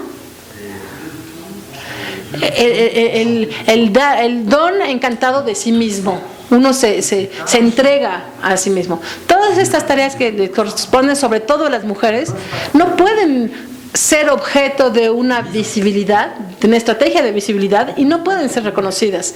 Entonces el reconocimiento no es el mismo para hombres y mujeres. Les di un solo ejemplo, pero hay cientos de ellos. Se ha estudiado mucho en Francia y en Estados Unidos. Se ha trabajado sobre las mujeres cirujanas, por ejemplo. Las cirujanas no pueden trabajar como los cirujanos. No podría explicárselos. No es solamente que ustedes sean secretarias o empleadas domésticas. También cuando uno es cirujano o cirujana, un hombre y una mujer no se encuentran en la misma situación. En 1927 ya hubo una primera publicación. John Rivière era una psicoanalista norteamericana en 1927 que habla de la feminidad como una mascarada. Para que una mujer de ese nivel pudiese hacer una conferencia en un congreso, tenía que hacer una mascarada, tenía que decir, no, permítame, discretamente quisiera decir. El hombre llega con un discurso retórico, construido, asertivo, pero la mujer no puede llegar y decir exactamente lo mismo porque resulta inaceptable. Entonces ella tiene que decir, pienso que me parece, una especie de coquetería en el mundo científico. Las mujeres y los hombres no hacen investigación, no hacen retórica de la misma manera. Todo el mundo del trabajo se ve recorrido por estas cuestiones de género, que son cuestiones de ubicuidad, pero todo lo que les dije ahora tendría que conjugar la psicodinámica del trabajo en lo masculino y lo femenino de manera diferente. Era solo una pista.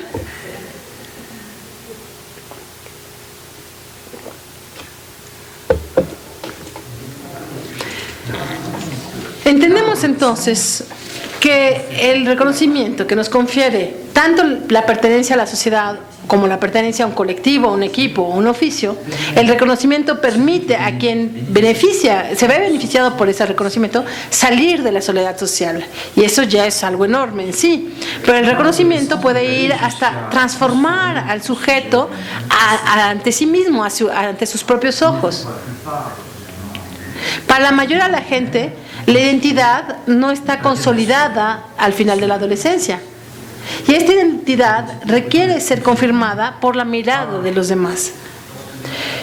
Cuando nuestra identidad salió maltrecha de una infancia que nos arruinaron nuestros padres, esta identidad es algo inacabado, es algo en espera. Este carácter de lo inacabado lleva al sujeto a exponerse a pruebas de trabajo que le van a permitir incrementar su identidad mediante el reconocimiento, completar su identidad, realizarse. Y entonces existen dos grandes maneras de realizarse en su identidad. La primera tiene que ver con la realización personal en el campo erótico, y esto pasa por el amor. Y el segundo es la realización en el campo social, y siempre pasa y seguirá pasando por el trabajo y el reconocimiento del trabajo. Y esta segunda oportunidad de reconocimiento del trabajo constituye una segunda oportunidad desde el punto de vista de la salud mental para aquellos cuya niñez cortó sus posibles desarrollos de su identidad, y también es una segunda oportunidad para los que no tienen suerte en el amor. Es importante. Mucha gente tiene problemas con el amor, sobre todo los psicoanalistas tenemos problemas con eso.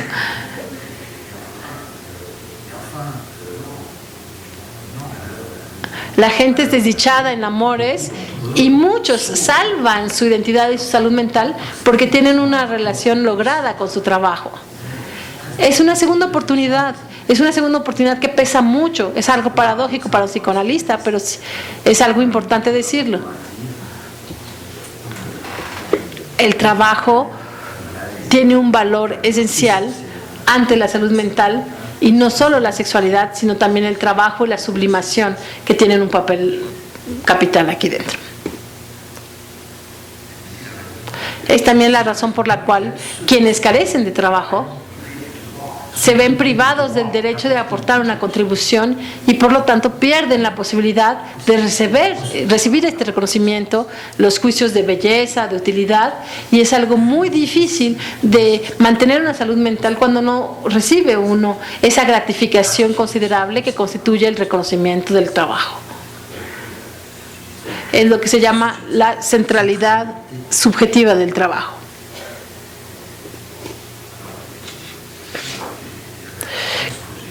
Podría decirles todavía muchas cosas, pero creo que me voy a detener aquí.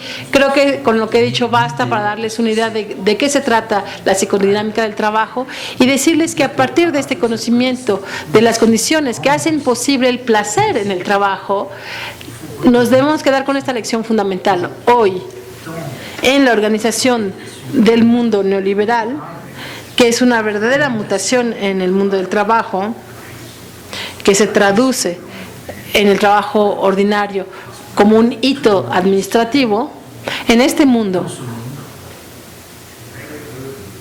es cierto que el neoliberalismo desprecia el trabajo vivo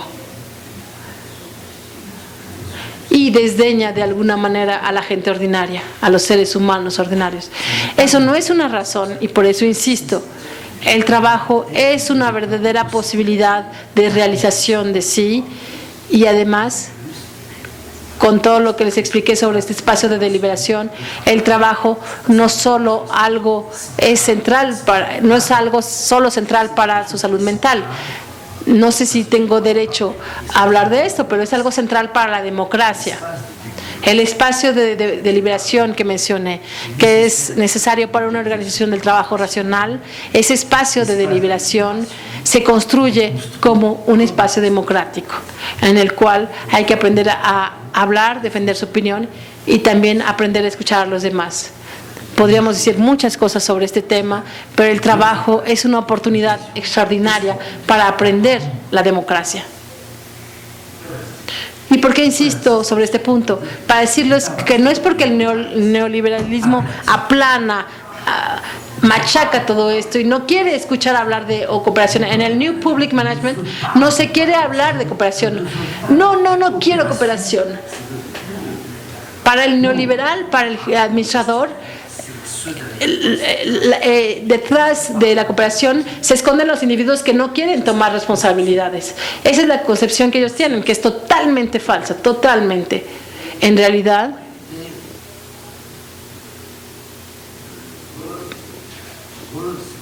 para ellos la cooperación, los lazos de cooperación son algo nefasto.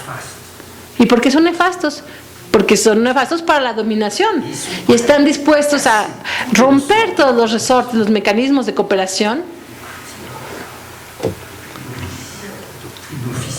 Y eso forma parte de la doctrina oficial del New Public Management, destruir la cooperación. Yo solo quiero individuos responsables individualmente, separados entre sí. El examen individualizado del desempeño aísla a unos de otros, destruye las formas de cooperación, de solidaridad de la gente, destruye la cooperación. Están dispuestos a sacrificar la cooperación como mecanismo de la producción, están dispuestos a romper la cooperación como mecanismo de salud mental en el trabajo porque obtienen un beneficio en términos de dominación. Y no es porque hoy estemos dominados masivamente, aplastados por el neoliberalismo, no por ello debemos renunciar a seguir peleando en torno a esta cuestión del trabajo. Eso es lo que les quería decir. La centralidad del trabajo es una centralidad subjetiva hacia la salud mental, pero también es una centralidad política y no debemos soltarla. Hay una posibilidad, podría mostrárselos también, hay posibilidades de acción, incluso hoy en el sistema neoliberal, para reconstruir los lazos de cooperación que los demás quieren destruir. Es una batalla. Es cierto que en este momento el panorama es bastante desastroso, pero les puedo mostrar que incluso hoy en Francia es posible ganar ciertas partidas y reconstruir la cooperación en ciertos espacios, pero para eso es importante conocer los mecanismos, los esquemas conceptuales, porque si uno no se atreve a pelear, a dar la pelea ante estos mecanismos de dominación. Entonces, el conocimiento del trabajo desde el punto de vista de la clínica y de la psicodinámica constituyen también una llave para la acción racional. Muchas gracias.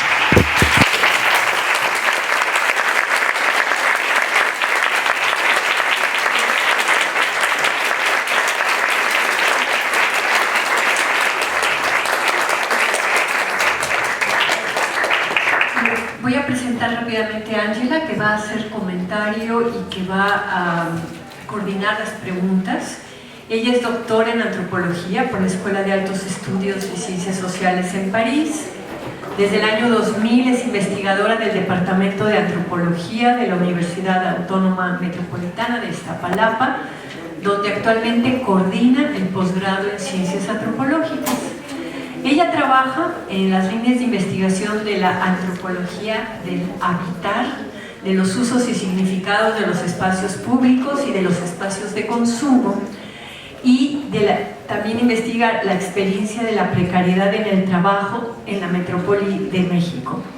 Ha dado clases y conferencias en diferentes universidades, también en el Instituto Francés de Urbanismo, en la Universidad de Barcelona y en la Sapienza de Roma, y ha publicado diversos libros y artículos. Nada más les voy a hablar de su último artículo, que se llama Marginalidad, Precariado y Marginalidad Avanzada, definiciones teóricas y realidades empíricas desde distintos contextos socioespaciales en la Ciudad de México, publicado en la revista Territorios de Colombia.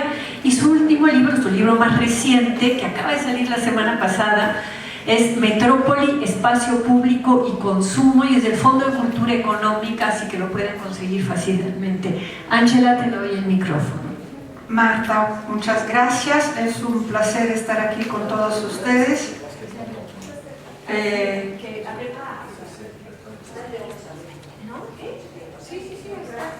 ¿Sí?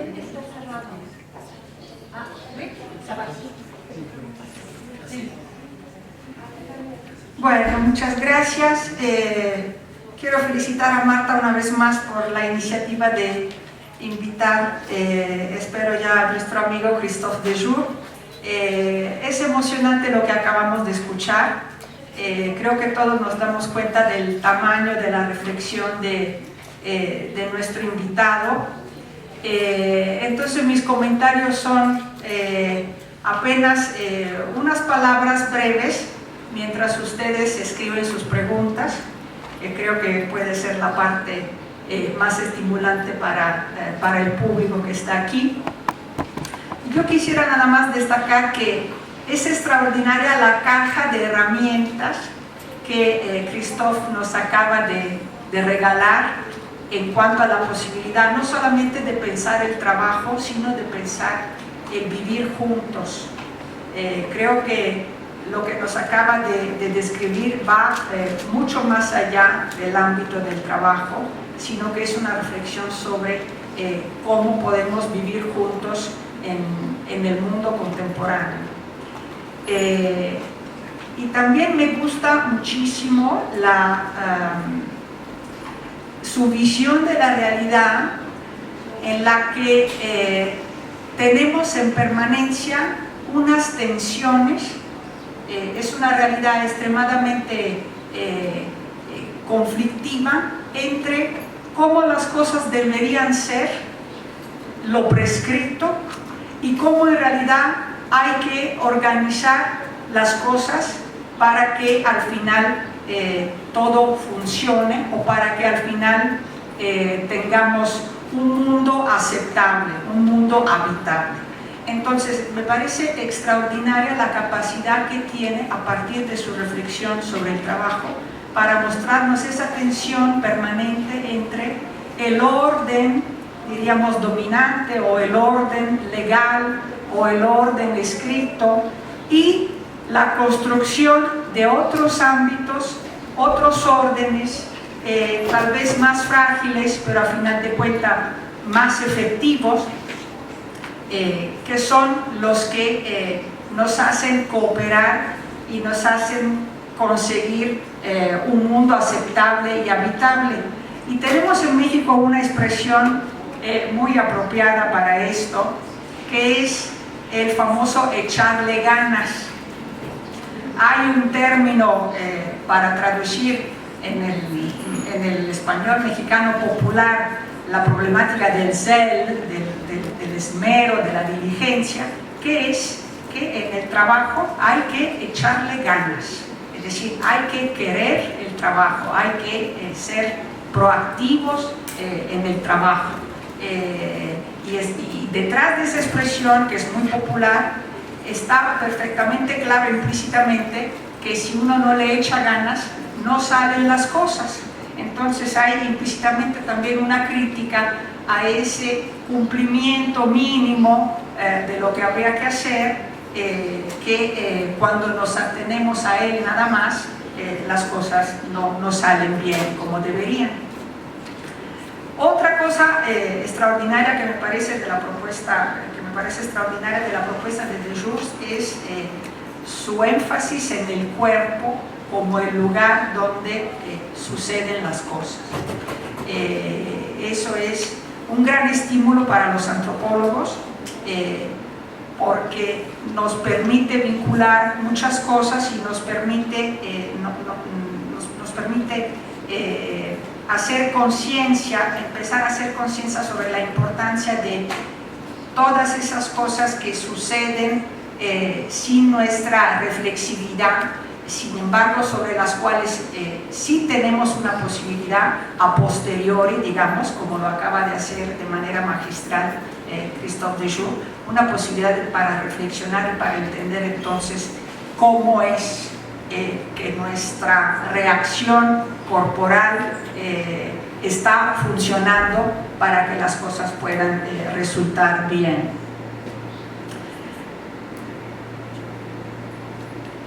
También nos hace ver cómo muchas veces este sufrimiento a la hora de trabajar queda en silencio, queda silenciado en los síntomas del cuerpo, sin ser dicho y sin permitirnos expresarlo. Y aquí quisiera mencionar que este sufrimiento que aceptamos en silencio, por ejemplo, relativo a la evaluación individual, es algo que nos concierne a todos en el mundo académico. Pensemos, por ejemplo, cuando en el Sistema Nacional de Investigadores somos evaluados por nuestros resultados individuales, por nuestros productos individuales, cuando por otro lado hay una tensión que nos obliga todo el tiempo a establecer redes con otros académicos, a trabajar en coordinación con otras instituciones. Sin embargo, en el momento en que se evalúa lo que hemos hecho, lo único que cuenta es lo que hemos hecho como individuos. Y a veces eso nos hace sufrir y sufrimos en silencio.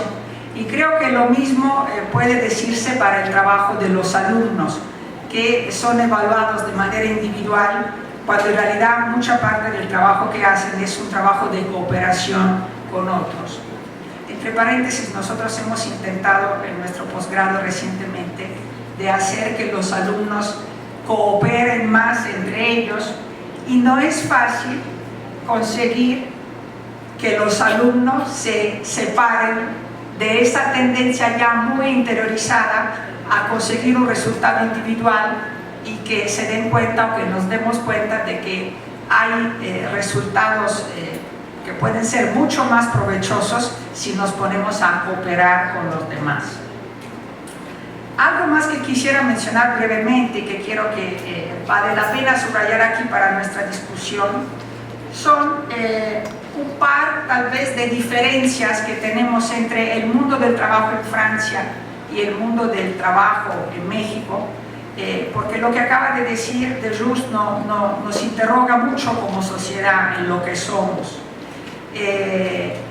Creo que hay que decir brevemente que no somos un país donde ha habido la misma generalización de la afiliación que ha habido en un país como Francia, donde hay muchas décadas de sistemas de seguridad social y de protección social ampliamente extendidos a toda la sociedad, que en el caso de México, en cambio, han cubierto solamente franjas pequeñas de la población.